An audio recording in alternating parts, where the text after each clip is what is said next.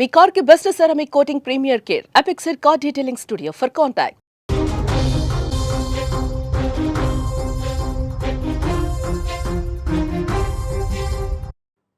డబ్బు సంపాదనలో పడి మనం మనుషులమని కూడా మర్చిపోతున్నాం.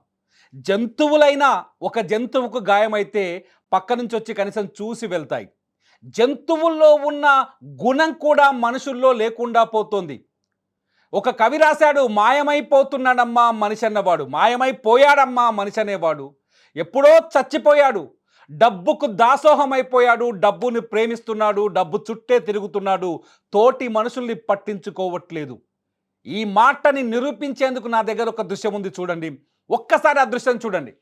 నా పక్కన స్క్రీన్లో కనిపిస్తున్న ఈ దృశ్యం చూస్తే మీకు అర్థమవుతుంది మనుషులు ఎంత రాక్షసులుగా మారిపోయారు.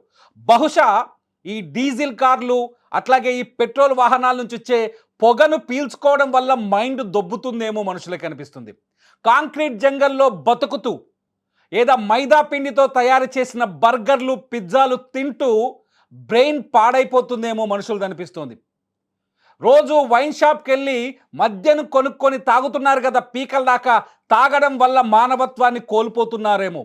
మనిషి తన శరీర గుణాల్ని, మనిషి తన మెదడులో ఉండే మానవత్వాన్ని, జ్ఞాపక శక్తిని, మనిషిననే విధానాన్ని మర్చిపోతున్నాడేమో అనిపిస్తుంది. ఇది బెంగళూరులో నిన్న జరిగిన సంఘటన. బనశంకర ఏరియాలో వెంకటరమణ్ అనే అబ్బాయి, 34 ఏళ్ళు ఉంటుంది ఆయన వయసు, తన భార్యను తీసుకొని ఇంట్లోంచి ఏదో పని మీద బయటకు వెళ్ళాడు. బనశంకర ఏరియాకు వచ్చేసరికి రోడ్డు మీదే బైక్ నడుపుతుండగానే గుండెపోటు వచ్చింది. రోడ్డు మీద పడిపోయాడు. వెనకాల అతని భార్య ఉంది చూడండి, బతిమిలాడుతుంది, దయచేసి మా ఆయన్ని ఆసుపత్రికి తీసుకెళ్ళండి, దయచేసి నాకు సాయం చేయండి అంటే ఒక్కడు కూడా, నేను ఏకవచనం వాడుతున్నానని ఫీల్ అవ్వకండి, నిజంగా వాడాల్సిన అవసరం ఉంది ఇక్కడ. ఒక్కడికన్నా కరుణ కనిపించలేదు, ఒక్కడిలో కూడా కరుణ కనిపించలేదు, ఒక్కడు కూడా స్పందించలేదు. స్పందించకపోవడానికి ప్రతిఫలం ఏంటో తెలుసా? పాపం ఆ అమ్మాయి ఆడపిల్ల కష్టపడి వాడి కాళ్ళు వీడి కాళ్ళు మొక్కే ప్రయత్నం చేసింది, దండం పెట్టింది, బండి ఆపండి నా భర్తని కాపాడండి అని వేడుకుంది. ఒక్కడు కూడా స్పందించలేదు.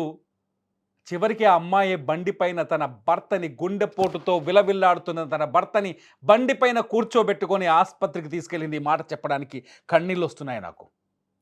ఆసుపత్రికి తీసుకెళ్లే లోపే ఆ వెంకట్రమణ్ ప్రాణాలు కోల్పోయాడు. పాపం 34 ఏళ్ల వయసు.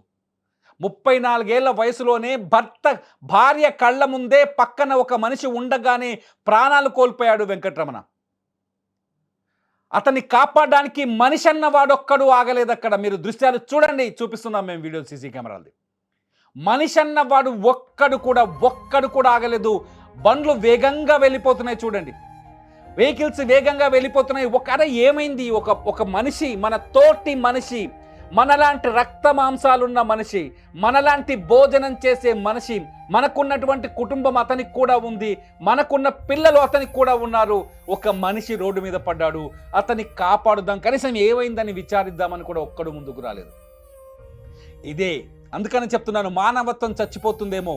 రోజు డబ్బు మత్తులో పడి పిజ్జాలు బర్గర్లు తిని ఇష్టం వచ్చినట్టు మద్యం తాగి మనిషి తన శరీర రూపాన్ని మార్చుకుంటున్నాడేమో, రాక్షసుడుగా, మానవత్వం లేని రాక్షసుడుగా మారుతున్నాడేమో అనిపిస్తుంది చూస్తే.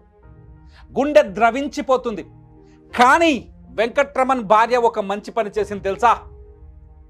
ఈ సమాజాన్ని అందరినీ వరసబెట్టి చెంపలపైన కొట్టినట్టు, చెప్పు తీసుకొని బుద్ధి చెప్పినట్టు ఒక మంచి పని చేసింది. చనిపోయిన తన భర్త కళ్ళని మరో 2కి దానం ఇచ్చేందుకు తన కళ్ళని దానం చేసింది. ఎంత గొప్ప మనసు వెంకటరమణ భార్యది.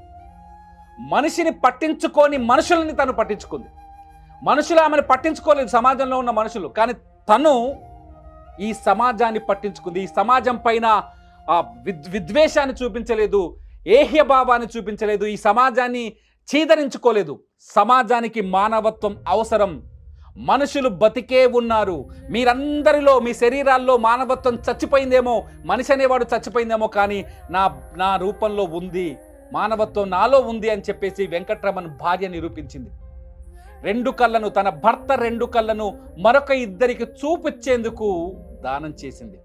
గుండెపోటుతో తన భర్త నరి రోడ్డు పైన గిలగిల కొట్టుకొని ప్రాణాలు కోల్పోతుంటే ఎవడూ పట్టించుకోకపోయినా సరే, మనిషి అనేవాడు ఆగకపోయినా సరే, వెంకట్రమణ భార్య మాత్రం మానవత్వాన్ని ప్రదర్శించింది.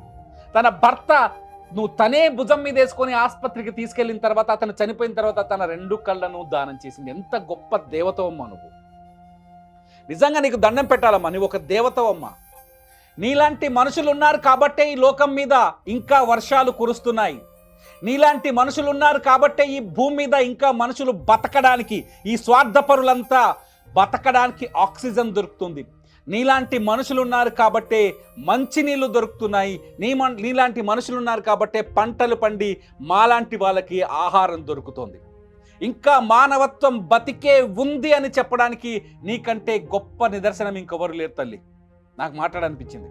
మనం స్వార్థపరులం, డబ్బుకు లొంగిపోయిన స్వార్థపరులం, మన వ్యసనాలకు లొంగిపోయిన స్వార్థపరులం, మన పనులు మాత్రమే మనం చేసుకోవాలి, ఇంకొకరికి సాయం చేయకూడదనే దుర్మార్గపు ఆలోచనలతో బతుకుతున్న గొప్ప సామాజికులం మనం.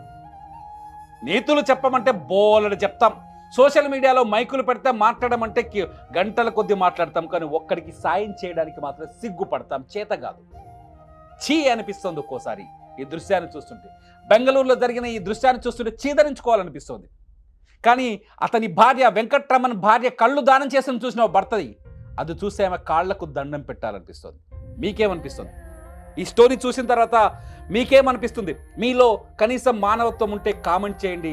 వెంకట్రమణ్ లాంటి భార్యకి సెల్యూట్ చెప్పండి. ఇంకా మనుషులు బతికే ఉన్నారు, మానవత్వం బతికే ఉంది, అందుకే ఈ లోకం మీద వర్షాలు పడుతున్నాయని నిరూపించండి. చూస్తూనే ఉండండి అప్డేట్స్ కోసం సుమన్ టీవీ.